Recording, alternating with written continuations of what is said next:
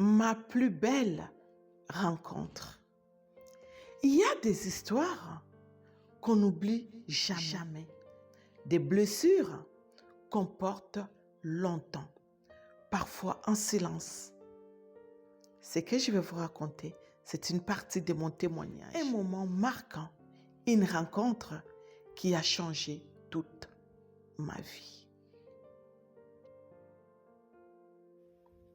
La fin de mon enfance a été particulièrement difficile.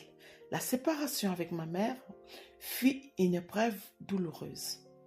Pour moi, c'était un abandon, même si je ne comprenais pas à l'époque ce qu'elle traversait. Je ne savais pas qu'elle était malade. Tout ce que je ressentais, c'était l'absence et la douleur de cette absence. Très jeune, mon corps a commencé à porter des signes de ce mal-être. J'étais souvent malade. J'avais des plaques sur le cuir chevelu. Les traitements qu'on m'imposait étaient brutaux, presque violents. Et ces mots ont disparu un peu plus tard. À l'adolescence, comme un souffle nouveau, un moment de répit. Mais ces répits furent de courte durée. J'avais 16 ans quand un soir, en rentrant de l'école, j'ai senti une douleur étrange à l'index de la main droite. Je croyais que c'était une épine, mais c'était l'infection de l'ongle, un panari. Très vite, la douleur est devenue insupportable. Mon doigt enflait, s'est collé au majeur et les pansements étaient d'un calvaire. On y allait tous les 3 jours.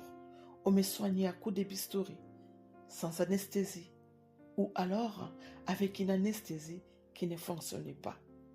Cette plaie, je l'ai portée pendant presque 1 an. L'os était atteint, visible à l'œil nu. Et finalement, le verdict est tombé. Il fallait amputer. Et je me souviens m'être demandé, pourquoi moi? Qu'ai-je fait pour mériter cela? À quoi bon de vivre si c'est pour tant souffrir?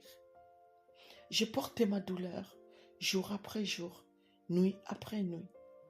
Puis un soir, je n'en pouvais plus. J'étais allongée sur le sol du salon, épuisée, quand j'ai senti une présence s'approcher de moi.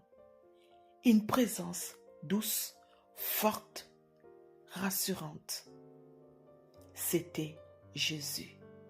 Je n'ai pas eu la force de lever les yeux vers lui, mais je l'ai senti poser sa main sur mon doigt et d'une voix pleine de compassion, il m'a dit, mon sang agit encore.